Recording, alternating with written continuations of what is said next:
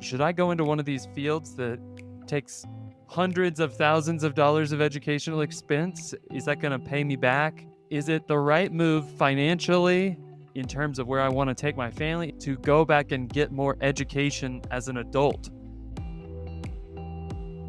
Run your home and your dough like a biblical boss. Stephen, welcome to T minus 0 days until the end of LoDoFeb. We are recording this on the final afternoon of Low Dough February, the month in which we seek to spend as little as possible so that we can tally up our savings, get an idea for what it actually at minimum costs to run our households, maybe do some generosity giving with some of the extra we've had from the month.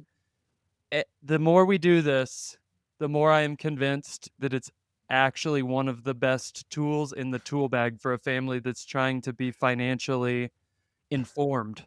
I Um, totally agree. I feel almost embarrassed at how much I believe in this concept because we made it up, and now the amount of people who are doing it as an annual rhythm is growing, and I don't think it, I feel like a bigger Yahoo because people are doing this thing. I actually just go like, this is very, very healthy.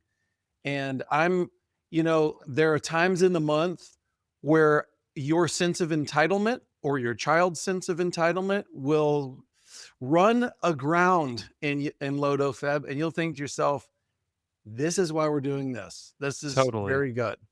And I'm just repeatedly struck by how possible it is to have a wonderful, delicious week's worth of meals, and you didn't spend bupkis to make it happen.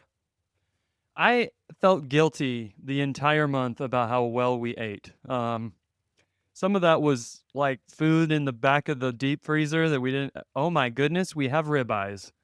What we're doing tonight, I thought you'd get a kick out of this. It is not only the final day of LoDoFeb, it's also the Shabbat coming Yes. tonight. And Hallelujah. we are doing what my wife is calling a stone soup party Oh, I like with it. because it was so encouraging to us. We had a lot of new families that had never tried this before say, "Hey, we want to do it this time." Yeah. I think we've got 5 other families gathering, and we just said, "I don't care if it fits together. You can bring uh, you can bring a bag of marshmallows and we'll start a campfire. You Right, could right, bring right. whatever you got. Oatmeal? Sure, we'll 6 pasta dishes, whatever. and we're just gonna get together. You know those Staleys that we mention often here, that Yes. they found a whole honey baked ham in their freezer. So I don't think we're gonna starve, but I love it.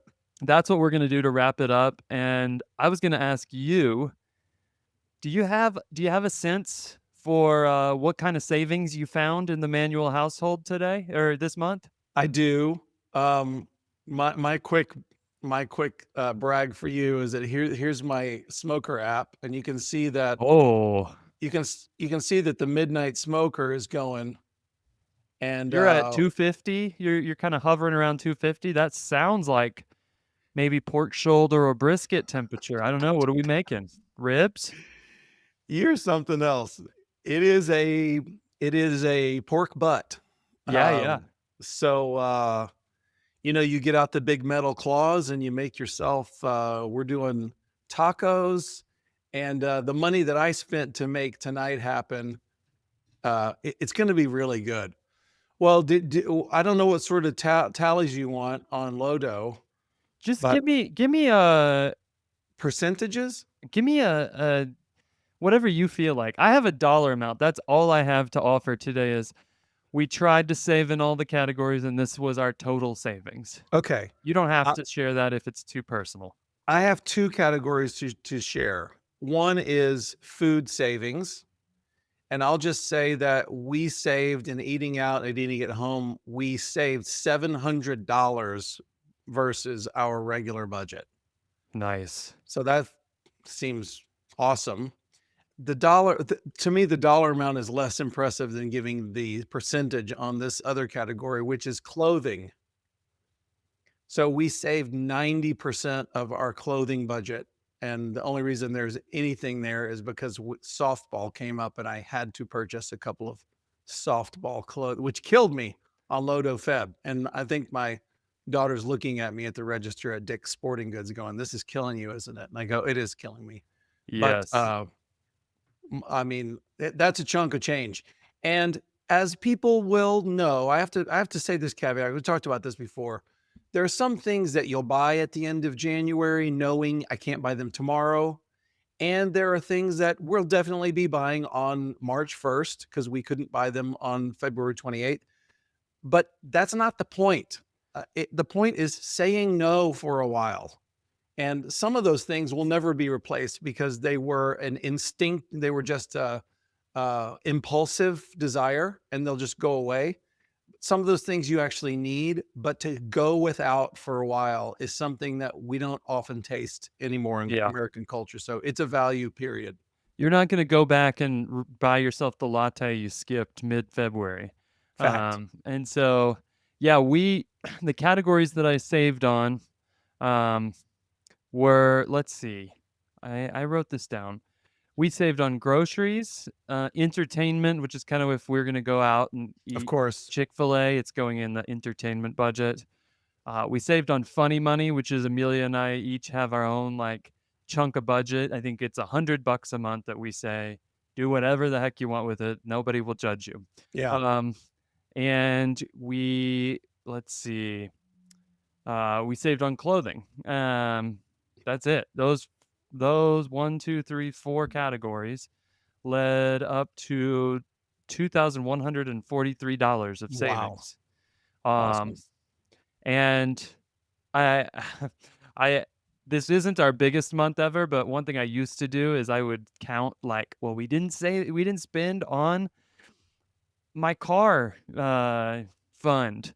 And then the next month you have to buy tires and you go, well, I have to spend that. So I didn't count the categories that I have calculated like a year of expenses and Yeah. they roll over. I've done that in the past just because I wanted a big number and I found it to be unwise. So Yeah. I don't know Yeah. if we'll ever set another record in the parrot house, but we're gonna use that money to help out a family who had a total disaster occur this month, I think. We haven't totally decided that yet, but that's another just icing on the cake of LoDoFeb is sometimes the Lord brings you stuff that needs taken care of, and you go, I can take care of it.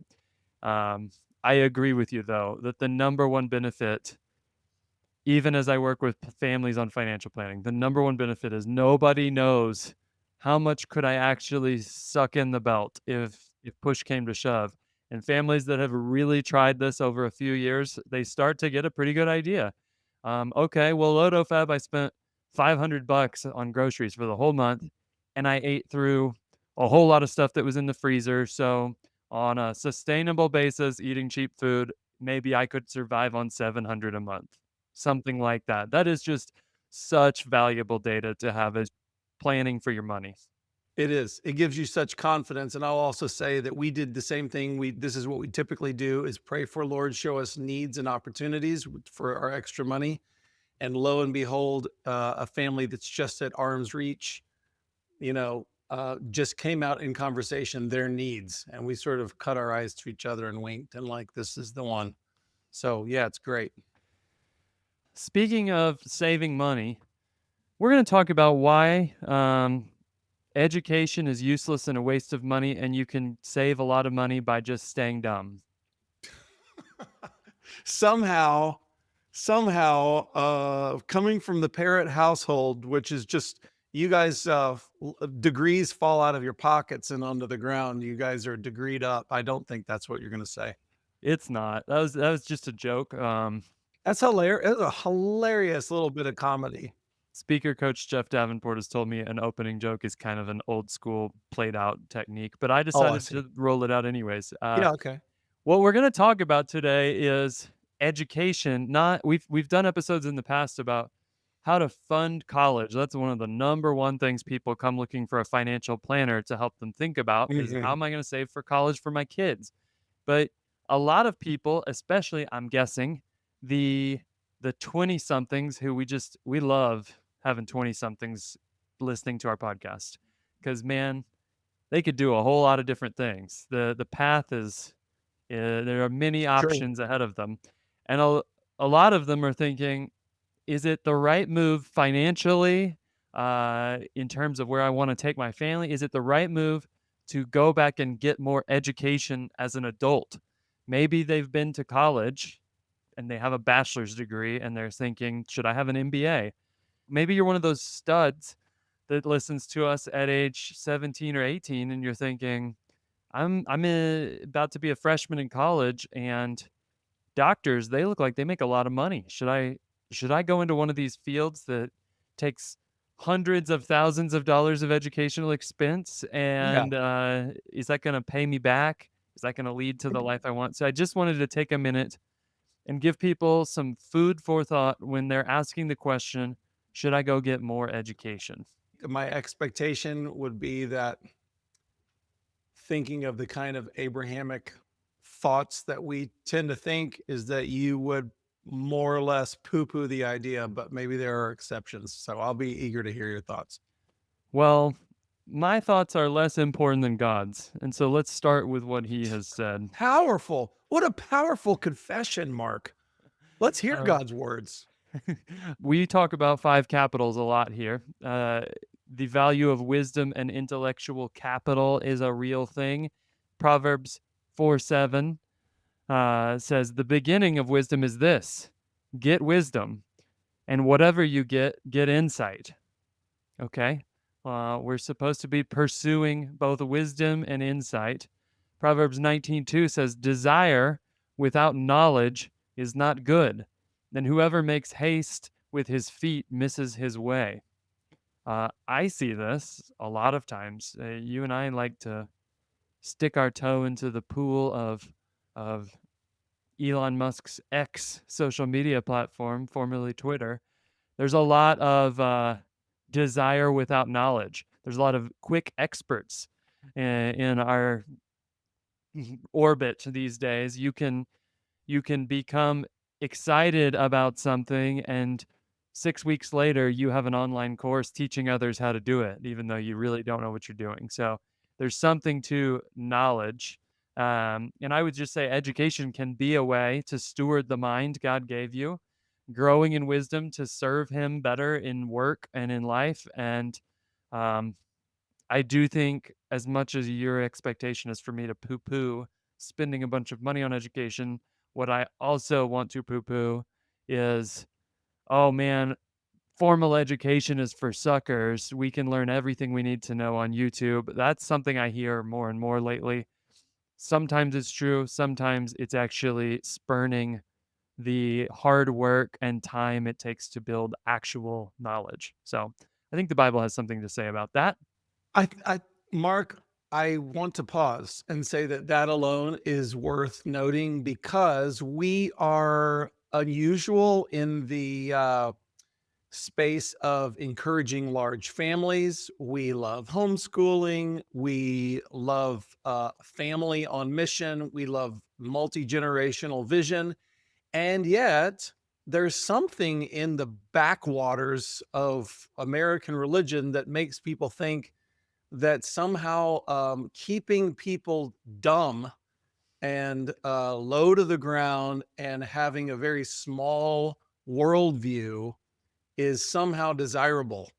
And the Bible doesn't know anything about that. There are things that we're supposed to be ignorant of, but that would be limited to evil and sin and the treachery of manipulative thinking, not being uneducated. So I like us saying that because there's an assumption a lot of times in the space that we move in that there's something noble about keeping the kids on the farm and they don't need no book learning. Yeah. They don't need to be reading Virgil. Man, I, I see it even in the church. I've been a part of a church where the guy who got up and preached every week, I don't think you have to go to seminary. I really don't.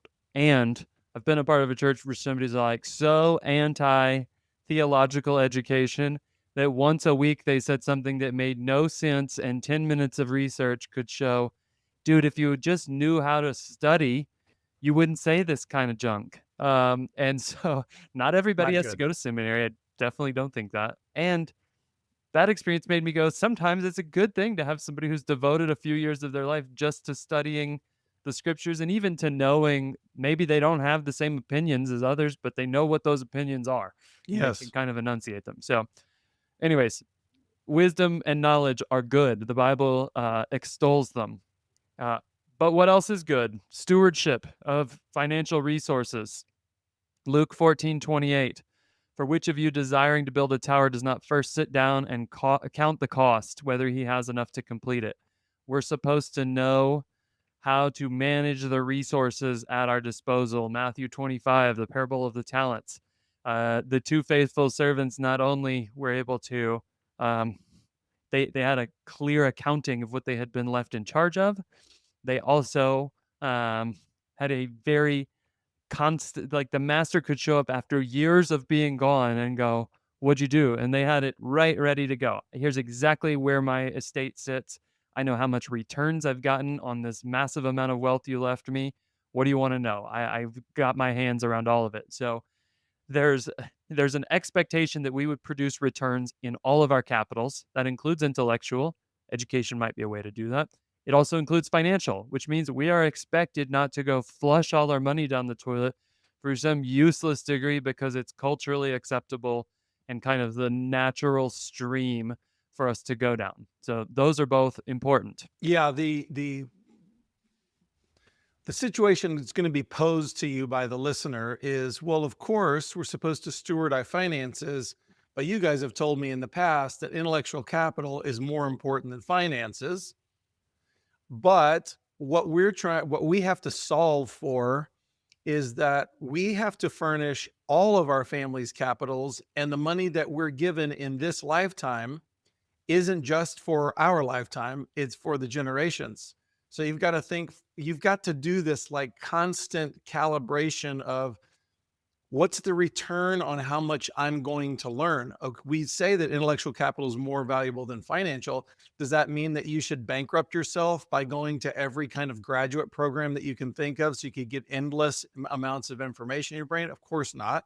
So I'm again looking forward to you helping us through how do you think through how do we trade off money for intellectual capital? Yeah.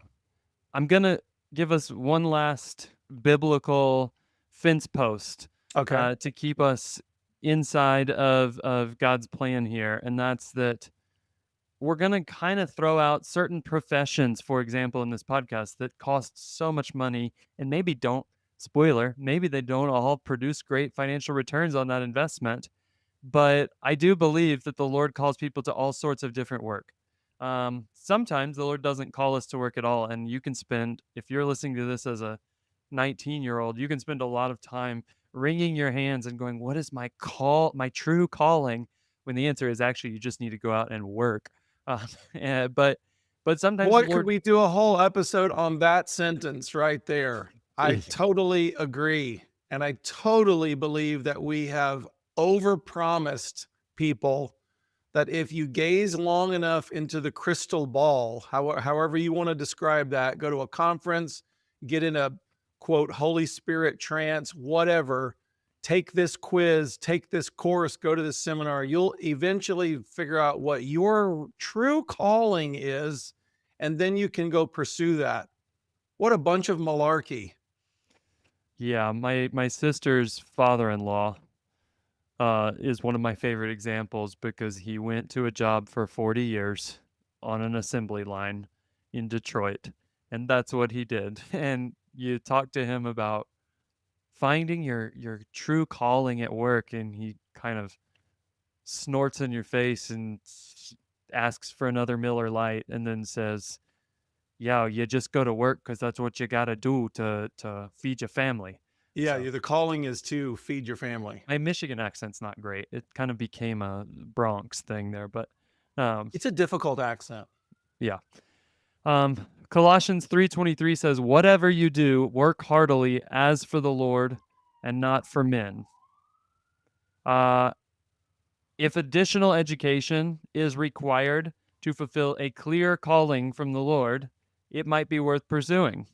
But if it's again, I'm just going back to if it's just a societal expectation, Stephen, you and I definitely both came from an era where if you said at high school graduation, "I'm not going to college," people were like, "Oh, he's failed. He has failed. He is on the path to hourly kind of minimum wage employment for the long haul." Yes. Um, and financially, I think people are less and less convinced by that argument now. I hear more and more people saying, "Oh, well, I hope my son's, in the trades or doing something that Yeah, doesn't that's true. require, college at all." But there is still a societal expectation, again, that I think for most people who are successful in their high school years are going to, if they just go with the flow, be carried down a path. And I think if you I'm not even convinced that's a bad thing. We can talk about that some other time. But that can happen to you as an adult too. Oh, I'm a mid-level professional, and I look at spreadsheets all day, so I guess I should go get an MBA now. Well, that's what we want to give you the equipment to assess here. Anything to add before we move on from these biblical uh, touchstones into specific examples of what this means? Let's go. The people are jonesing at this point. Let's give him some deets. Okay. I'm going to use my story first, but I think that we'll go through a few. So, I graduated from college. We used to have that pretty cringy intro to the podcast where I said, I'm an Ivy League educated certified financial planner with an MBA. And I don't know what else we said, but I kind of touted my education. And I, while I found it a little bit, I didn't love that intro because I felt a little like I was trying to prove something. Uh, it is true. I graduated from one of the most prestigious universities in the world and kind of had the option to work where I wanted. So I went and worked at high finance and kind of international organizations, the IMF, went to Freddie Mac during the financial crisis, and I worked really hard during those years. So I worked for people who had been in the game for a very long time, and basically their take was, "I'm going to, teach you a ton, and I'm going to put you through the meat grinder in the 2 or 3 years that you're with me." Um, and so I did that, and then I was kind of in that position that we just talked about, which is, well, I guess you get an MBA at this point in your career so you can keep moving up the corporate ladder. And I kind of personally thought at the time I was working for an employer who would pay for a lot of that degree. I thought, well, if something really bad happened, this would be nice insurance so that if I needed to just go get a job, I'd have something else on my resume that maybe other people wouldn't have. So that's why I decided to do it. And then I got to my MBA program, and it was a fine MBA. It was a middle of the road MBA program. It was not Harvard. Um, and I started looking around at the students around me and going, I learned so much more about everything we learned in MBA school, accounting, strategy, marketing. I learned so much more about all those things by working for people who were going to just work me like a dog and expect me to be smart enough to go figure out things I didn't know. I mean, I had maybe a unique situation because I was working in finance and there was times I didn't understand what we were trying to do, and my boss threw 2 textbooks from his MBA days on my desk and said, "Learn everything in here or don't come back to work next week." And so it was, I'm sure some of that was just bluster, but the point was I was drinking from a fire hose at work, and then I got to my MBA program and they were kind of like, "Oh, our goal here," it became very clear. Our goal here is to make money. We are trying to make money by making sure you sort of learn some things and that our program isn't so shamefully, embarrassingly bad that we get a bad reputation. But we don't really care if you're good because we're not employing you afterwards. We're just hoping you'll go out and be smart enough to kind of not embarrass us. And so it was hugely disenchanting for me to show up in those classes, and I still to this day, I'm like, I don't know that I learned much at all in that program.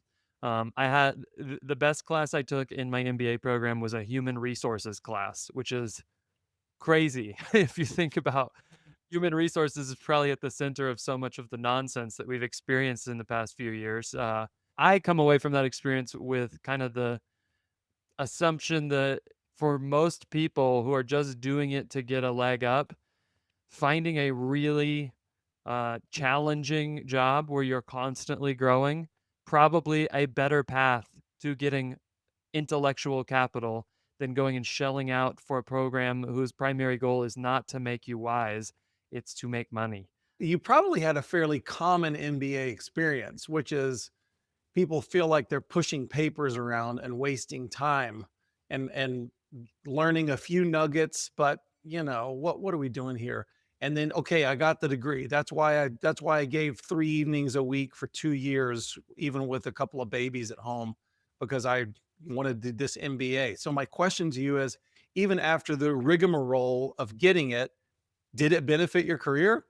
Did you make more money because of it? No, Oh, I.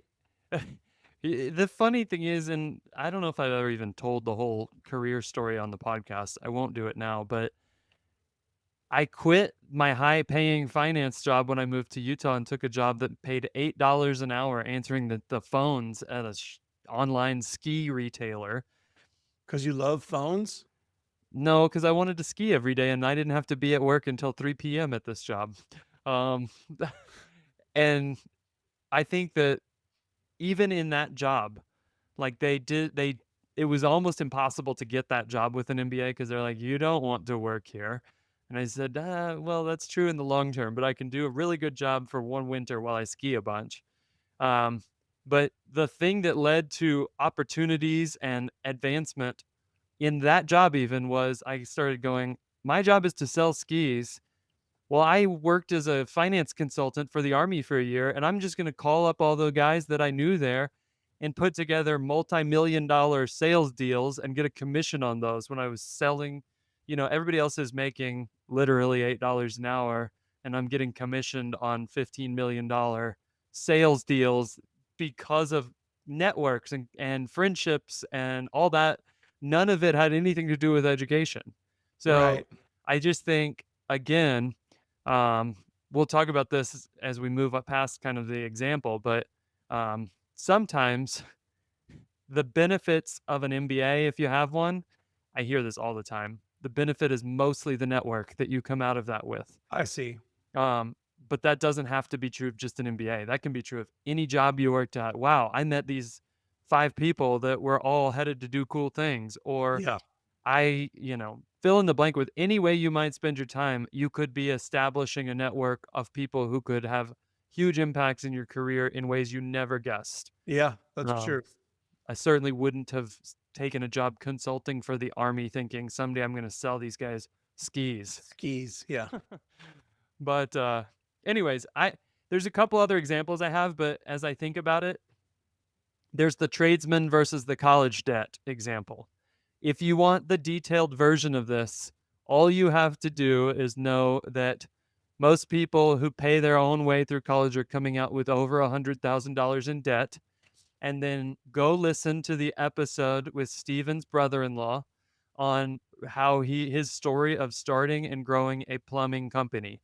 And you can see, okay, $100,000 in debt leads to average salary of probably $150,000 someday working at a mid-level corporate job, or no debt, just hard work, but lots of crawling in literal poo, leads to multi-million-dollar plumbing company in El Paso, Texas. So if you want that full example, go listen to that episode. It's a really good episode because my brother-in-law is fascinating. I just throw it out that was February 2nd, 2022, if you wanna look for that Yeah, episode. it's worth your time, It's called Small Beginnings. even if you don't have interest in this topic, you should still listen to that episode.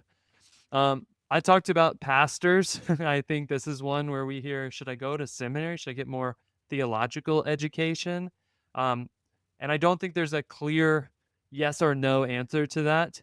I think that just as much as you can fall off one side of the road of I'm just going to go get so much education and I don't actually know God or how to care for a flock of people.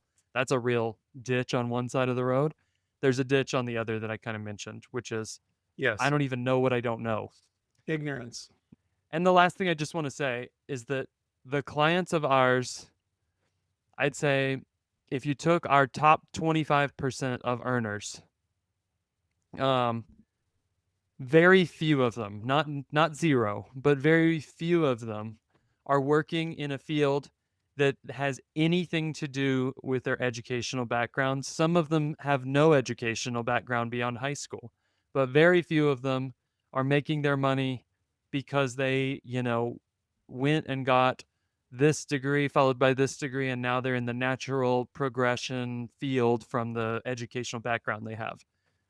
So, Totally true. the idea that education directly leads to income in the field where you're getting that education, I am less and less convinced by. I believe that. I've seen that. So, the types of education, I actually went through and pulled average costs. I don't know that we need to really pull this. The average Harvard Business School MBA costs $161,000. Um, for a master's of education, on average, you'll spend about 50 grand. So if you're a teacher, you'll spend about 50 grand on that degree. A Texas A&M Master's of Science degree averages $54,000. All Um, right. but there's all sorts of other degrees out there. There's online master's programs, which are about a third of the cost on average of in-person master's programs. And often they also don't require you to step away from work or relocate. You can actually do them while you're doing a job. But you get kind of elitist jerks like me who see that you got an online degree and kind of go, I'm not sure this is even as good as no degree. There's executive programs that are designed for high earning professionals who want to have an MBA, and those cost roughly double what normal MBAs cost. And my proposition is probably just because they can. Like these people have the money to pay it, so why not charge more? Um, Obviously, these are just averages. There's financial aid. There's all sorts of ways to do it.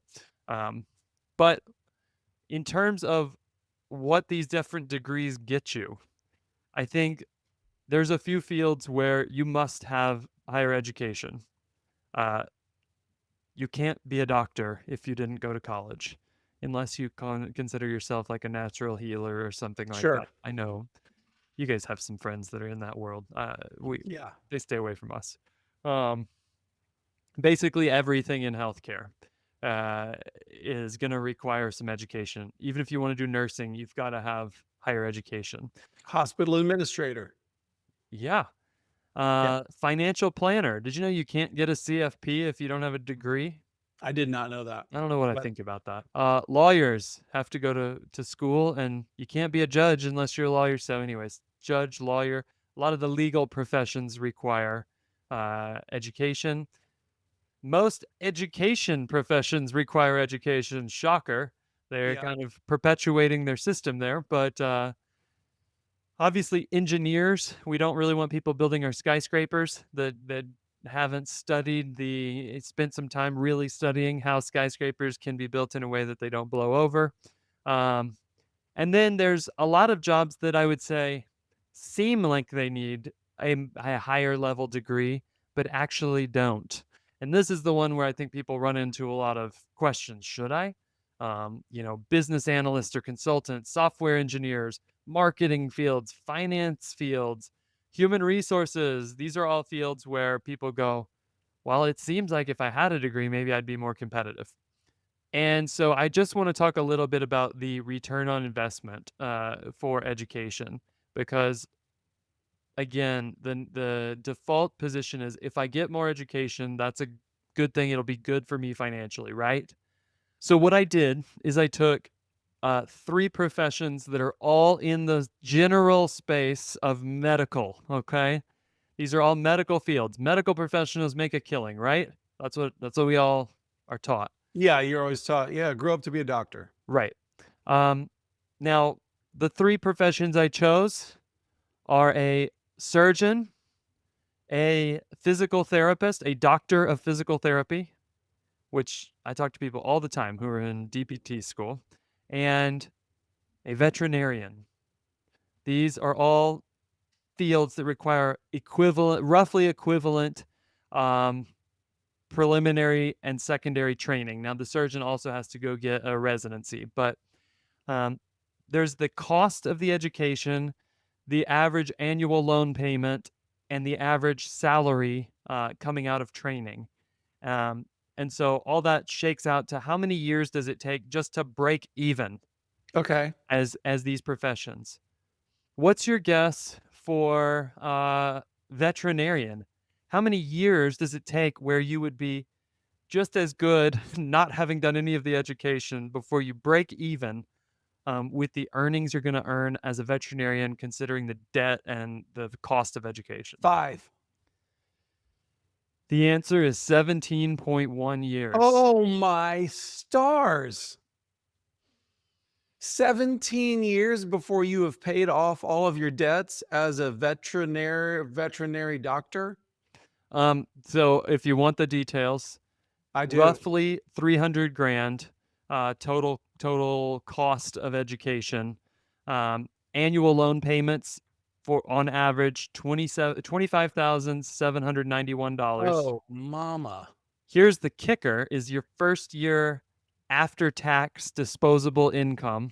So your salary less taxes on average $67,500, Wow.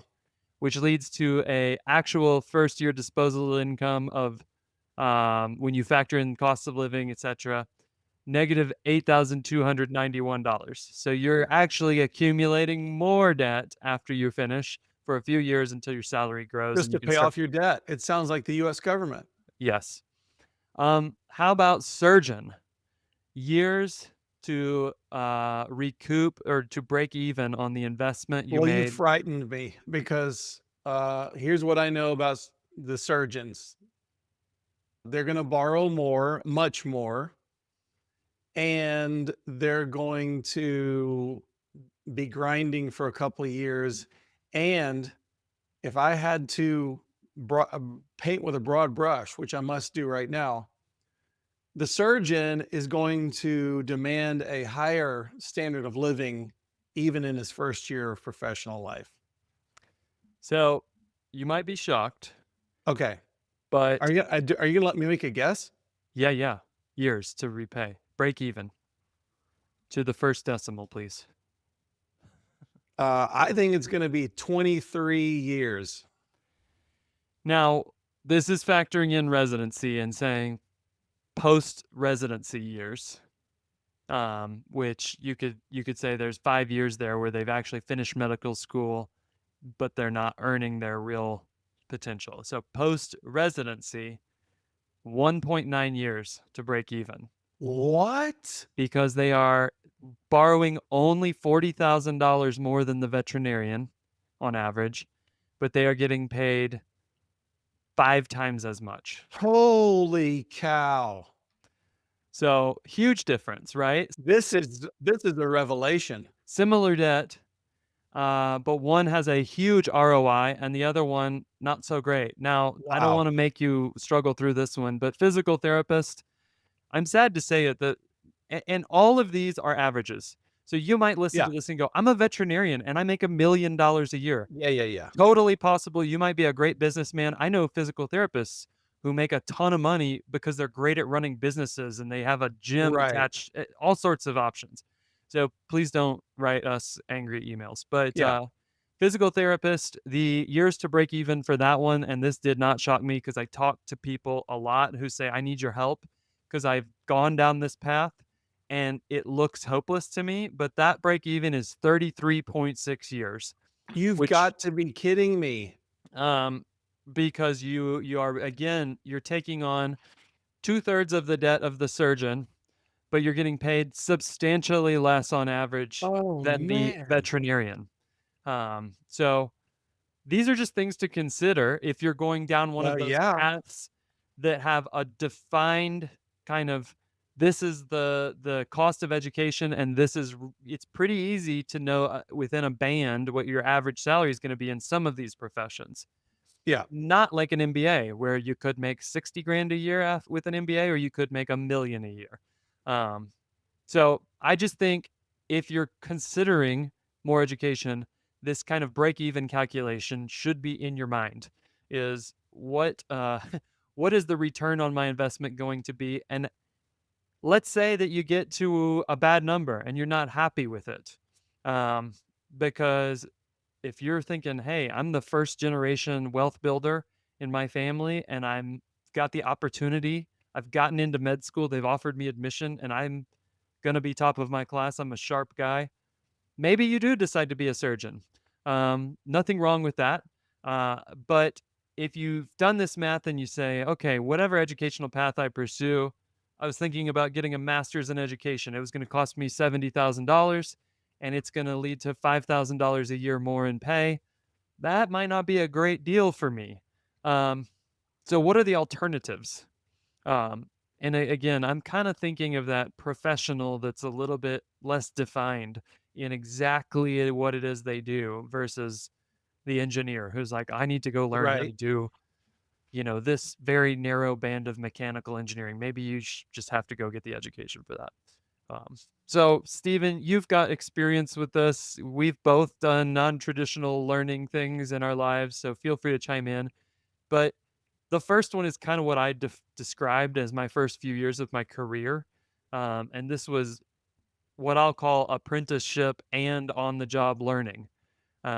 And a lot of times when people look at, okay, I've got a mid level job and it pays this much, and I'm thinking about going and spending $150,000 on an MBA, they don't really think about the opportunity costs there, which is what would it look like if instead of spending more money to go get education, I just made less, but put myself in a position where I was going to be learning incredible amounts.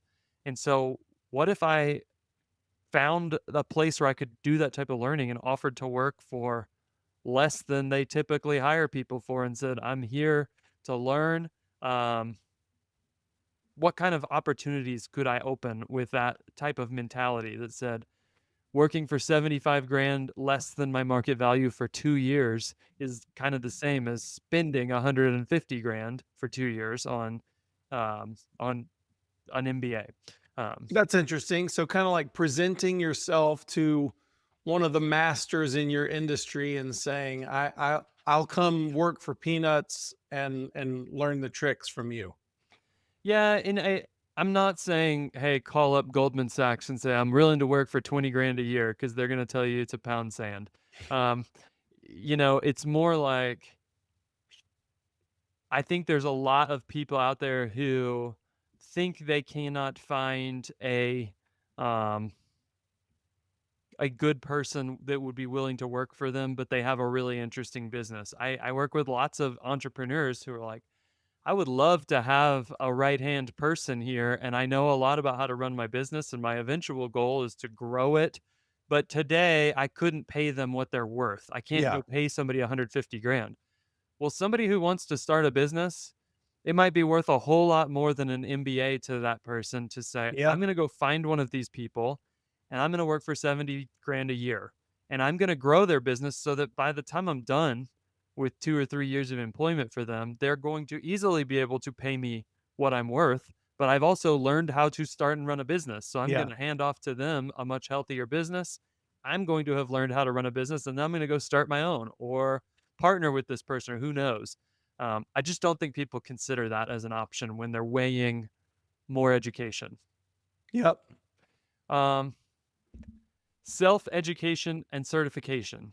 So I just believe that most home repairs these days, Stephen, I can figure out with enough time on the YouTubes.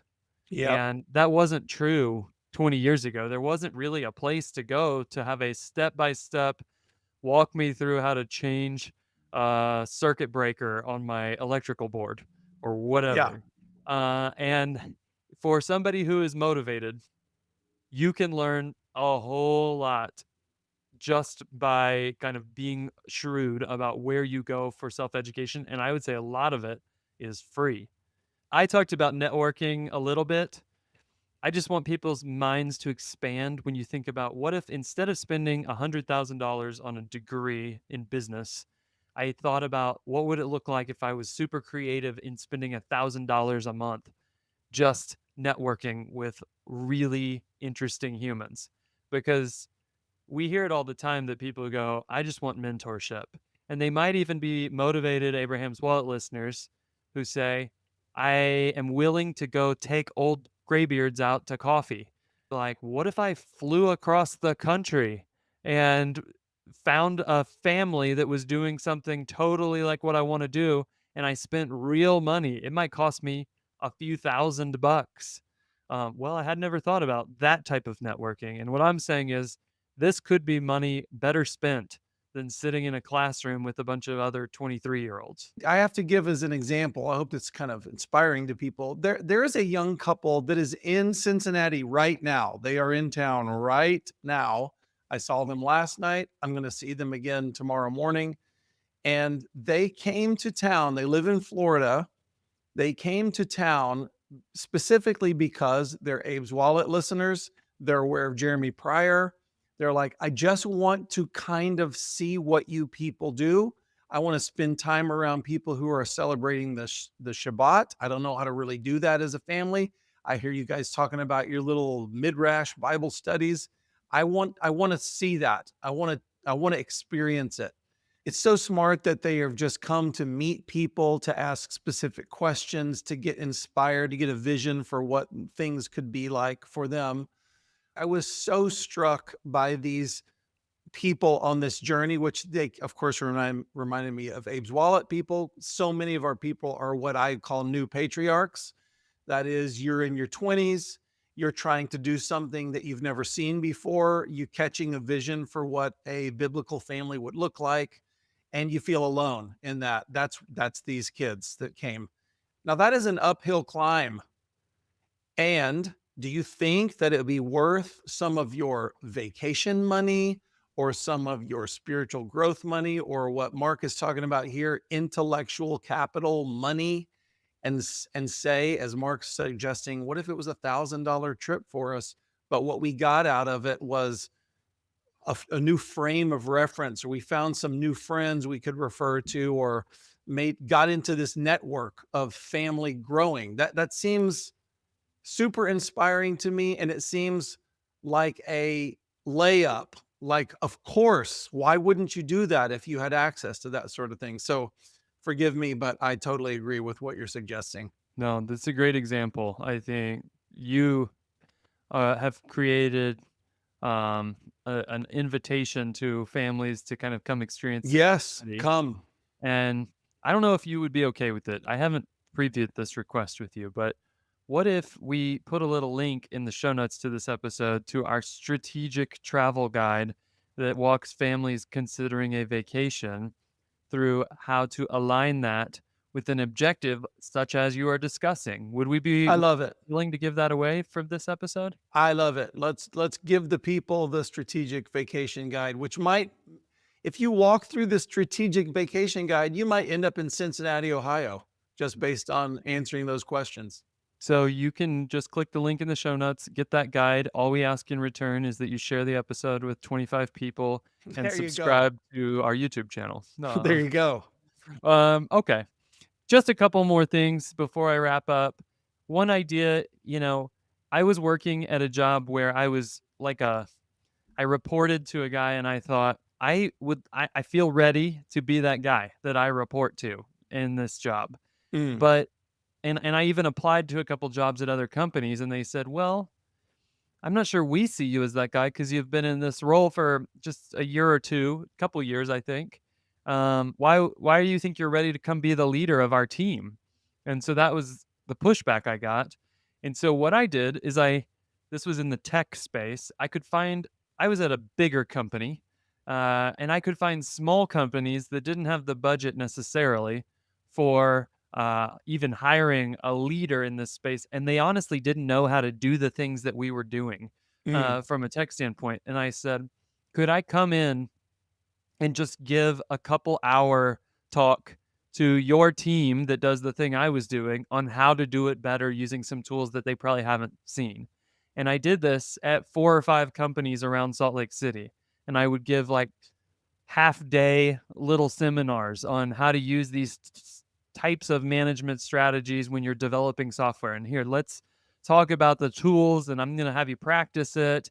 And I did that, and the result was I didn't I actually charged them for it, not much. I charged them enough that it would seem to them like I was a legitimate leader in Yeah. the space. It wasn't about making side hustle money.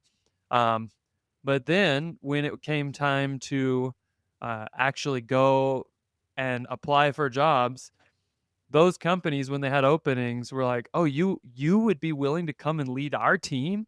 We Ah, saw you doing leadership things and teaching, and that would be a total get for us to have you come lead our team."